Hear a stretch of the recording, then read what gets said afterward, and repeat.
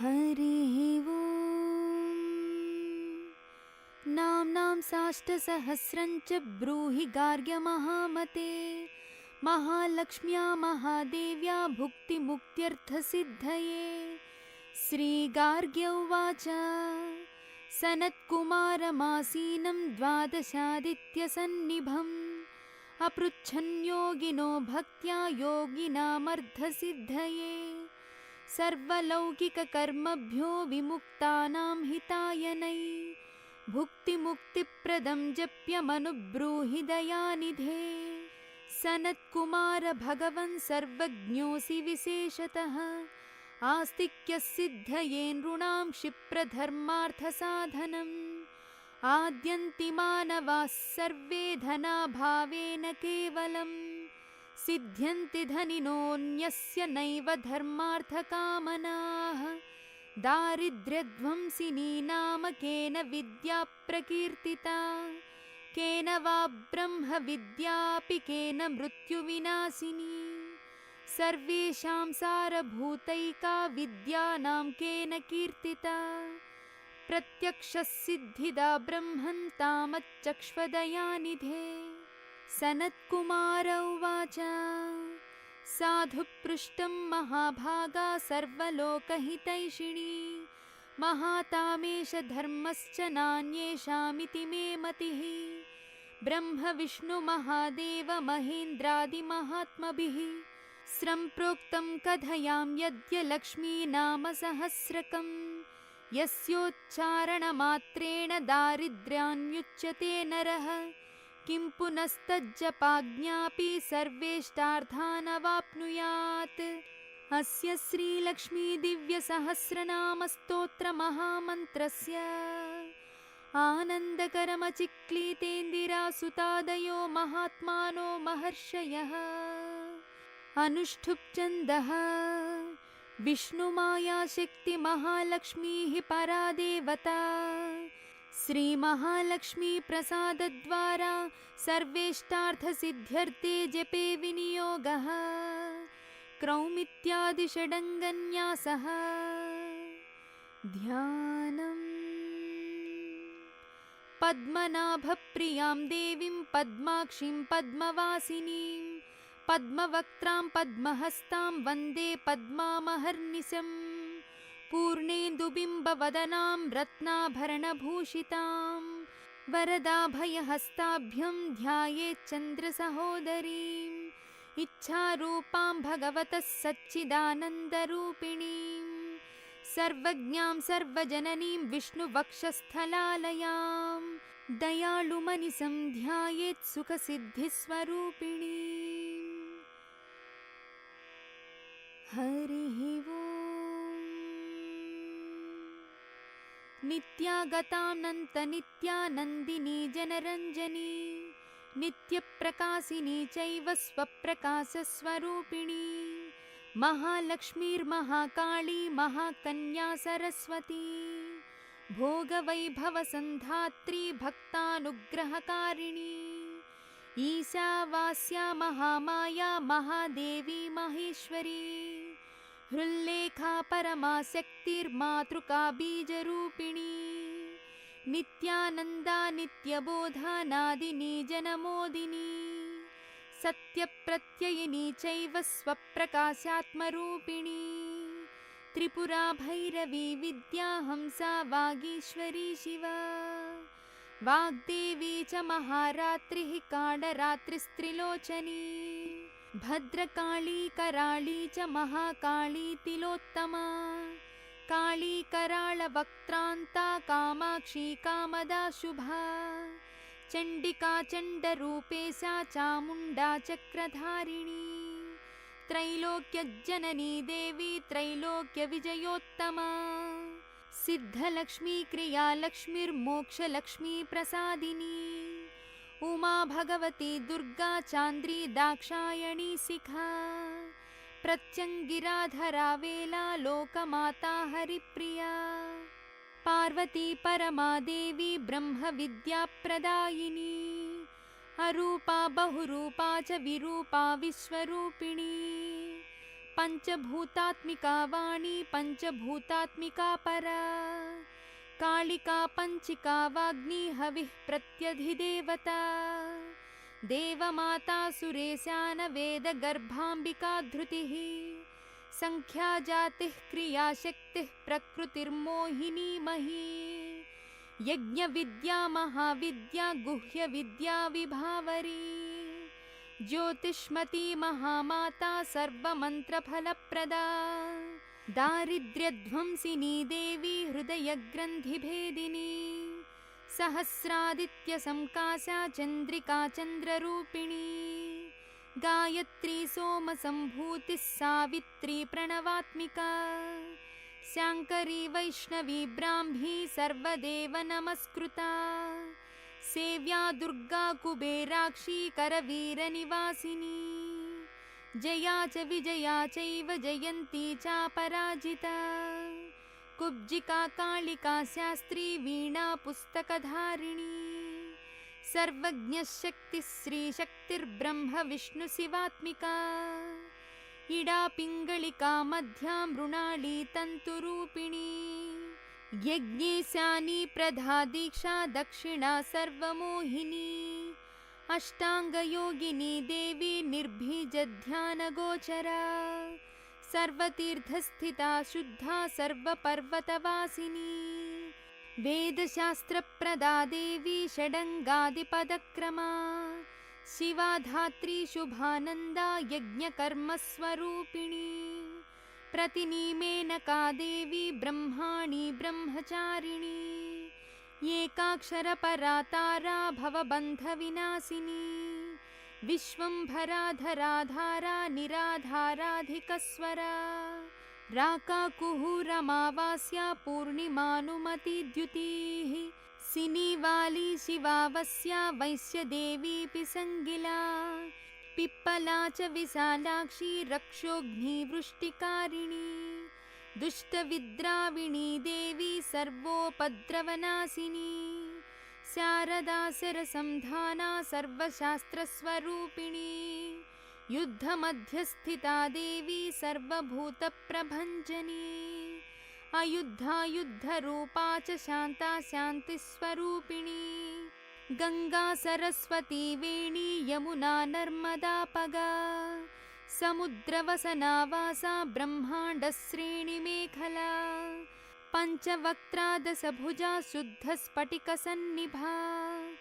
रक्ता कृष्णासिता पीता सर्वा वर्णानिरीश्वरी कालिका चक्रिका देवी सत्या तु वटुका स्थिता तरुणी वारुणी नारी ज्येष्ठा देवी सुरेश्वरी विश्वम्भरधरा कर्त्री गणार्गलविभञ्जनी संध्या रात्रिर्दिवा ज्योत्स्ना कला काष्ठानिमेषिका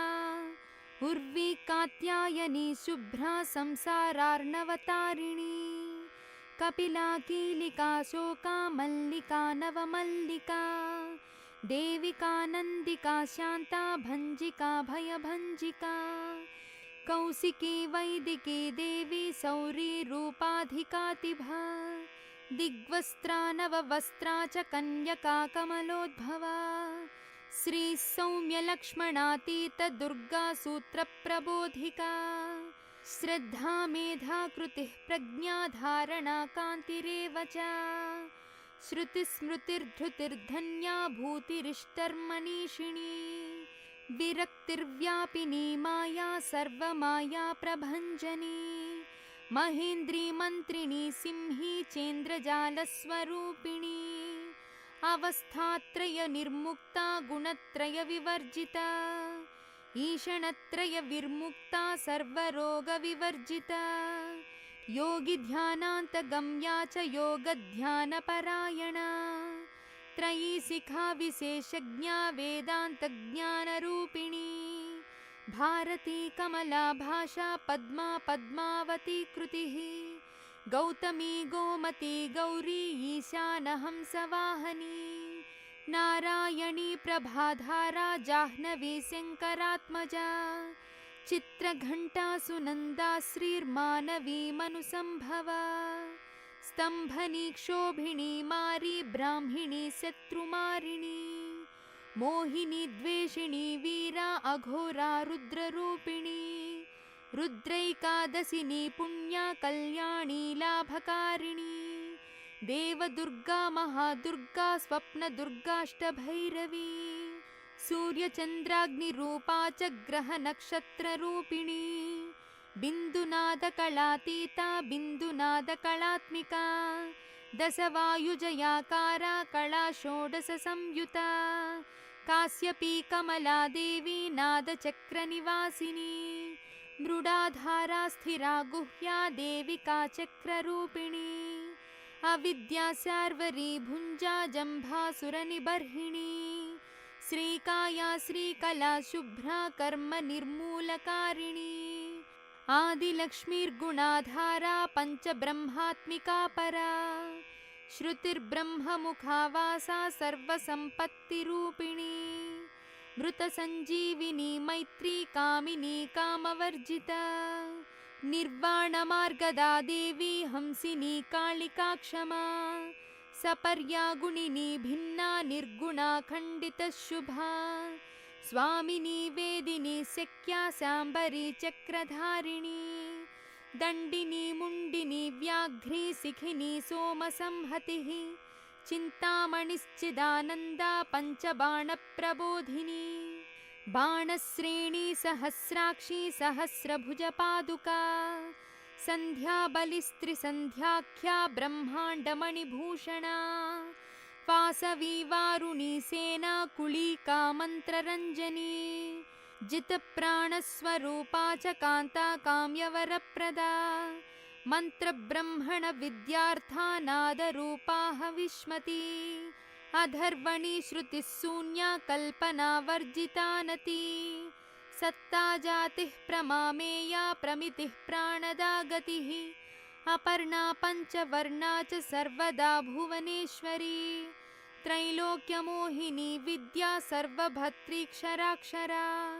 हिरण्यवर्णा हरिणी सर्वोपद्रवनाशिनी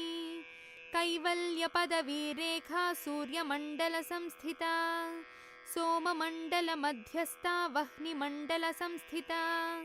वायुमण्डलमध्यस्था व्योममण्डलसंस्थिता चक्रिका चक्रमध्यस्था चक्रमार्गप्रवर्तिनी कोकिलाकुलचक्रेशा पक्षतिः पङ्क्तिपावनी सर्वसिद्धान्तमार्गस्था षड्वर्णावरवर्जिता शतरुद्रहरा हन्त्री सर्वसंहारकारिणी पुरुषा पौरुषी तुष्टिः सर्वत्र प्रसूतिका अर्धनारीश्वरी देवी सर्वविद्याप्रदायिनी भार्गवी याजुषी विद्या सर्वोपनिषदा स्थिता व्योमकेशाखिलप्राणा पञ्चकोशा विलक्षणा पञ्चकोशात्मिका प्रत्यक्रुञ्च ब्रह्मात्मिका शिवा जगज्जराजनित्री च पञ्चकर्मप्रसूतिका वाग्देव्याभरणाकारा सर्वकाम्यस्थिता स्थिती अष्टादश चतुष्षष्टिपीठिका विद्ययायुता कालिकाकर्षणश्यामा यक्षिणी किन्नरेश्वरी केतकी मल्लिका शोका वाराही धरणी ध्रुवा नारसिंही महोग्रास्या भक्तानामार्तिनाशिनी अंतर्बला स्थिरा लक्ष्मीर्जरा मरणनाशिनी श्रीरंजिता महाकाया सोमसूर्याग्निलोचना अदितिर्देवमाता च अष्टपुत्राष्टयोगिनी अष्टप्रकृतिरष्टाष्टविभ्राजद्विकृताकृतिः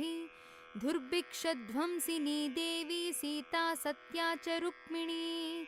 ख्यातिजा भार्गवी देवी देवयोनिस्तपस्विनी शाकम्भरी महासोणा गरुडोपरि संस्थिता सिंहगा व्याघ्रगा देवी वायुगा च महाद्रिगा अकारादिक्षकारान्ता सर्वविद्याधिदेवता मन्त्रव्याख्याननिपुणा ज्योतिश्शास्त्रैकलोचनी इडा पिङ्गलिका मध्यः सुषुम्ना ग्रन्थिभेदिनी कालचक्राश्रयोपेता कालचक्रस्वरूपिणी वैशारदी मतिश्रेष्ठा वरिष्ठा सर्वदीपिका वैनायकी वरारोहा श्रोणिवेला बहिर्बलिः जम्भिनी जृम्भिणी जम्भकारिणी गणकारिका शरणी चक्रिकानन्ता सर्वव्याधिचिकित्सकी देवकी देवसंकासा वारिधिः करुणाकरा सर्वरी सर्वसम्पन्ना सर्वपापप्रभञ्जनी एकमात्रा द्विमात्रा च त्रिमात्रा च तथा परा अर्धमात्रा परा सूक्ष्मा सूक्ष्मार्धार्धपरा परा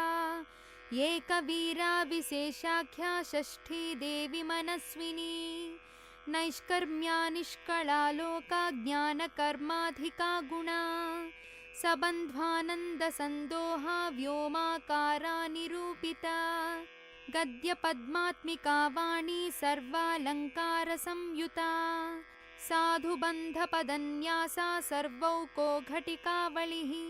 षट्कर्मा कर्म साकारा सर्वकर्म विवर्जिता आदित्यवर्णा चापर्णा कामिनी वररूपिणी ब्रह्माणि ब्रह्मसंताना वेदवागीश्वरी शिवा पुराणन्यायमीमांसा धर्मा शास्त्रागमश्रुता सद्यो वेदवती सर्वा हंसी विद्याधिदेवता विश्वेश्वरी जगद्धात्री विश्वनिर्माणकारिणी वैदिकी वेदरूपा च कालिका कालरूपिणी नारायणी महादेवी सर्वतत्त्वप्रवर्तिनी हिरण्यवर्णरूपा च हिरण्यपदसंभवा कैवल्यपदवी पुण्या कैवल्यज्ञानलक्षिता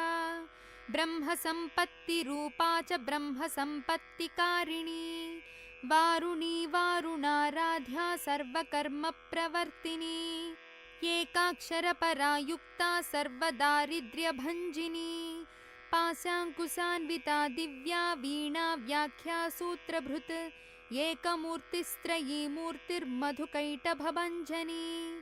साङ्ख्या साङ्ख्यवती ज्वाला ज्वलन्ती कामरूपिणी जाग्रन्ती सर्वसम्पत्ति सुषुप्ता स्वेष्टदायिनी कपालिनी महादंष्ट्रा भ्रुकुटी कुटिलानना सर्वावासा सुवासा च बृहस्सृष्टिश्च साक्वरी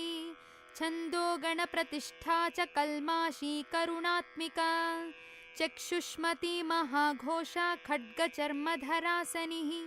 शिल्पवैचित्र्यविद्योता सर्वतो भद्रवासिनी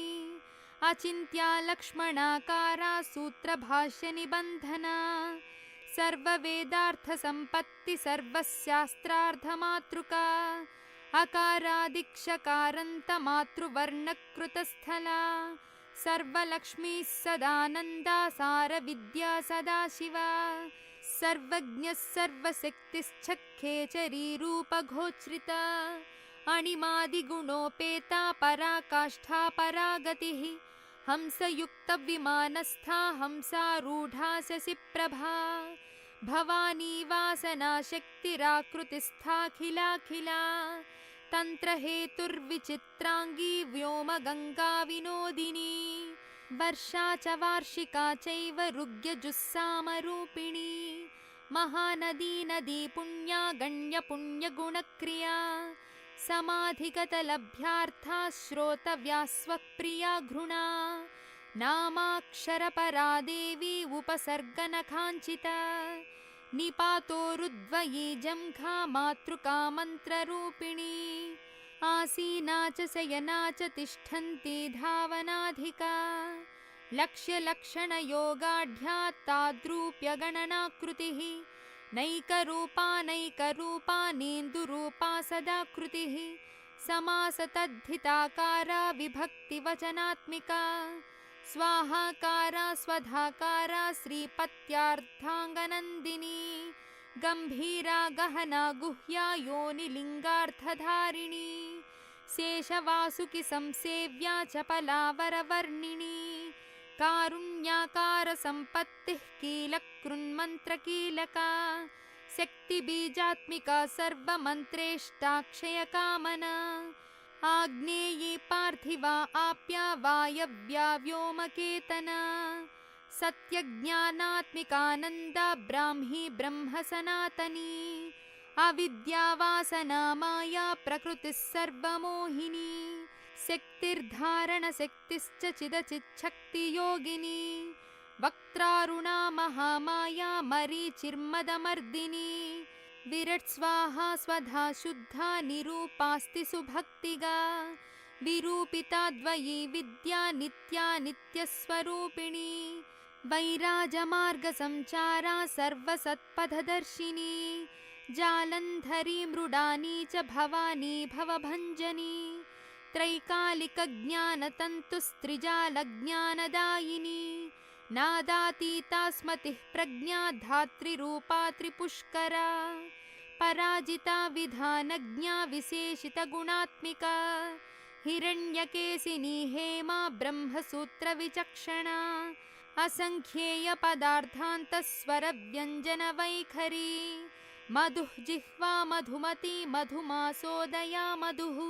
माधवी च महाभागा मेघगम्भीरनिस्वना ब्रह्म विष्णु महेशादिज्ञातव्यार्थविशेषगा नाभौ वह्निशिखाकारा ललाटे चन्द्रसन्निभा भ्रूमध्ये भास्कराकारा सर्वताराकृतिः हृदि कृत्तिकादिभरण्यन्तनक्षत्रेश्चर्चितोदया ग्रहविद्यात्मिका ज्योतिर्ज्योतिर्विन्मतिजीविका ब्रह्माण्डगर्भिणी बाला सप्तावरणदेवता वैराजोत्तमसाम्राज्या कुमारकुशलोदया भगला भ्रमराम्बा च शिवदूती शिवात्मिका मेरुविन्द्याधिसंस्थाना काश्मीरपुरवासिनी योगनिद्रा महानिद्रा विनिद्रा राक्षसाश्रिता सुवर्णदा महागंगा पंचाख्या पंचसंहतिः सुप्रजाता सुवीर्या च सुपोषा सुपतिः शिवा सुगृहा रक्तबीजान्ता हतकन्दर्पजीविका समुद्रव्योम मध्यस्था समबिन्दुसमाश्रया सौभाग्यरसजीवातुस्सारा सारविवेकदृक् त्रिवल्यादिसुपुष्टाङ्गा भारती भरताश्रिता नादब्रह्ममयी विद्या ज्ञानब्रह्ममयी परा ब्रह्मनाडी निरुक्तिश्च ब्रह्मकैवल्यसाधना कालकेयमहोदार वीर्यविक्रमरूपिणी बडबाग्निशिखा वक्त्रा महाकबलतर्पणा महाभूता महादर्पा महासारा महाक्रतुः पंचभूता महाग्रासा पंचभूतादिदेवता सर्वप्रमाणसम्पत्ति सर्वरोगप्रतिक्रिया ब्रह्माण्डान्तर्बहिर्व्याप्ता विष्णुवक्षो विभूषिणी शाङ्करी भिदिवक्त्रस्था प्रवरा परहेतुकी हेममाला शिखामाला त्रिशिखा पञ्चलोचनी सर्वागमसदाचारा मर्यादा यातु भञ्जनी पुण्यश्लोकप्रबन्धाढ्या सर्वान्तर्यामि रूपिणी सामगानसमाराध्य श्रोतृकर्णरसायना जीवलोकैकजीवातुर्भद्रोदारविलोकना तटित्कोटिलसत्कान्तिस्तरुणी हरिसुन्दरी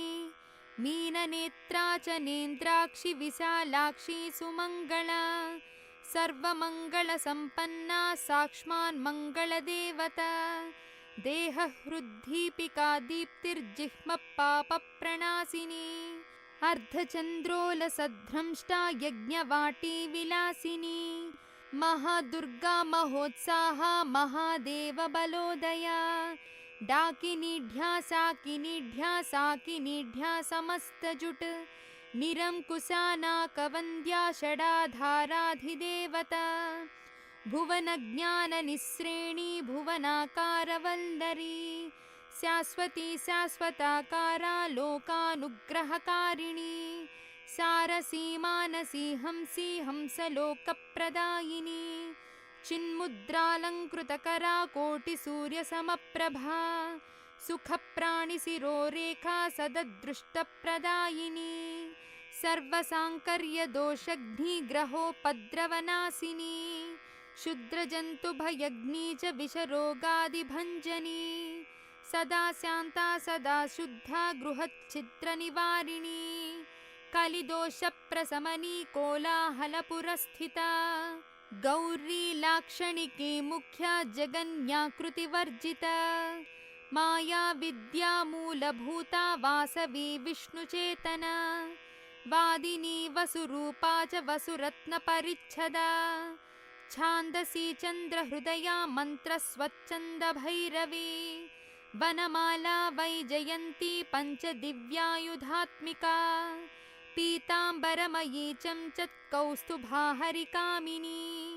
नित्या तद्ध्या रमा रामा रमणी मृत्युभञ्जनी ज्येष्ठा काष्ठादनिष्ठान्ता शराङ्गी निर्गुणप्रिया मैत्रेयी मित्रविन्दा च शेष्यशेषकलाशया वाराणसी वासलभ्या आर्यावर्तजनस्तुता जगदुत्पत्तिसंस्थानसंहारत्रयकारणा त्वमम्ब विष्णु सर्वस्वं नमस्तेऽस्तु महेश्वरी सिद्धलक्ष्मीर्महाकाली महालक्ष्मीर्नमोऽस्तु ते सद्यो जाताभिपञ्चाग्निरूपा पञ्चकपञ्चका यन्त्रलक्ष्मीर्भवत्यादिर्याद्याद्येते नमो नमः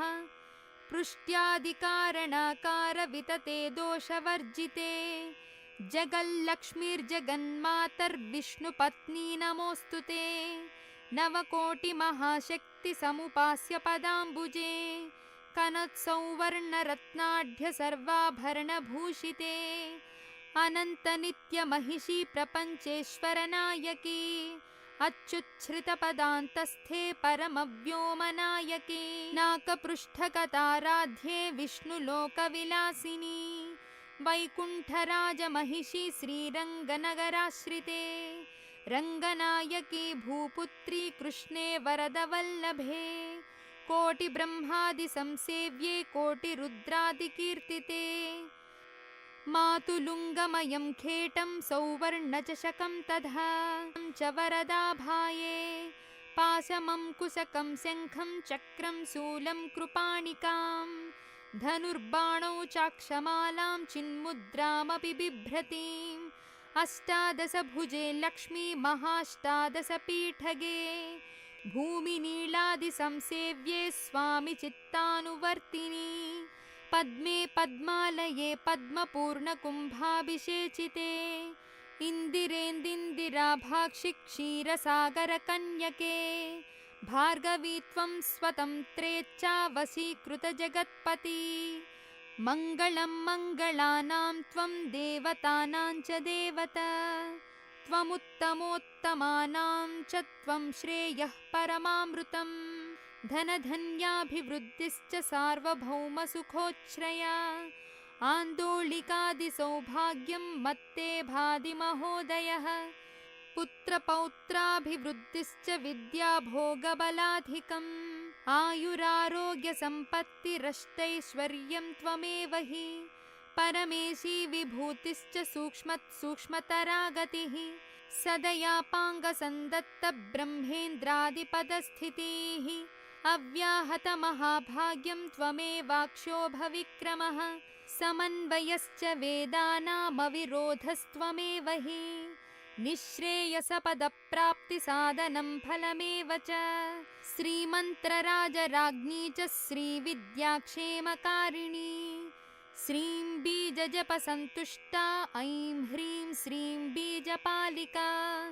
प्रपत्तिमार्गसुलभा विष्णुप्रथमकिङ्करी क्लीङ्कारार्थसवित्री च सौमङ्गल्यादिदेवता श्रीषोडशाक्षरी विद्या श्रीयन्त्रपुरवासिनी सर्वमङ्गलमाङ्गल्ये शिवे सर्वार्थसाधिके शरण्ये त्र्यम्बके गौरि नारायणी नमोऽस्तु ते पुनः पुनर्नमस्तेऽस्तु साष्टाङ्गमयुतं पुनः सनत्कुमार उवाच एवं स्तुता महालक्ष्मीर्ब्रह्मरुद्रादिभिः सुरैः स समद्भिरार्तदीनैश्च निस्सद्वैर्भोगवर्जितैः ज्येष्ठाजुष्टैश्च निःस्त्रीकैः संसारात् स्वपरायणैः विष्णुपत्नी ददौ तेषां दर्शनं दृष्टितर्पणं शरत्पूर्णेन्दुकोट्याभधवलापाङ्गवीक्षणैः सर्वां सत्त्वसमाविष्टां चक्रे हृष्टावरं ददौ। महालक्ष्मी उवाच नाम्नां साष्टसहस्रं मे प्रमदाद्यापि यः सकृत् कीर्तये तत्कुले सत्यं वसाम्या चन्द्रतारकम् ॐ पुनर्निमया ज्ञप्तुर्मदेकः शरण्यश्च च मातृवत्सानुकम्पाहं पोषकी स्यामहर्निशम् मन्नामस्मरतां लोके दुर्लभं नास्ति चिन्तितम् मत्प्रसादेन सर्वेऽपि स्वेष्टार्धमवाप्स्यत लुप्तवैष्णवधर्मस्य मद्भृत्तेष्वकीर्तिनः भक्तिप्रपत्तिहीनस्य वन्द्यो नाम्नाञ्जरापि ये तस्मादवश्यं तैर्दोषैर्विहीनः पापवर्जितः जपेत् साष्टसहस्रं मे नाम्नां प्रत्यहमादरात् साक्षादलक्ष्मीपुत्रोऽपि दुर्भाग्योऽप्यलसोऽपि वा अप्रयत्नोऽपि मूढोऽपि विकलः पतितोऽपि च अवसात् प्राप्नुयाद्भाग्यं मत्प्रसादेन केवलम् स्पृहेयमचिराद्देवाः वरदानाय जापिनः ददामि सर्वमिष्टार्थं लक्ष्मीति स्मरतां ध्रुवम्। सनत्कुमार उवाच इत्युक्त्वां तर्धदे लक्ष्मी वैष्णवी भगवत्कला इष्टापूर्ता च सुकृतं भागधेयं च चिन्तितं स्वस्थानं च भोगं च विजयं लेभिरे सुराः तदेतत्प्रदाम्यद्य लक्ष्मी नाम सहस्रकम् योगिनः पठति क्षिप्रं चिन्तितार्थनवाप्स्यधा। गार्ग्य उवाच सनत्कुमार योगीन्द्र इत्युक्त्वा सदयानिधिः अनुगृह्य ययौ क्षिप्रं तांश्च 12 योगिनः तस्मादेतद्रहस्यं च गोप्यं जप्यं प्रयत्नतः अष्टम्यां च चतुर्दश्यां नवम्यां भृगुवासरे पौर्णमास्याममायां च सर्वकाले विशेषतः जपेद्वा नित्यकार्येषु सर्वान् कामान् अवाप्नुयात्। इति श्रीस्कन्दपुराणे सनत्कुमारसंहिताया श्रीलक्ष्मीसहस्रनामस्तोत्रं समाप्तम्।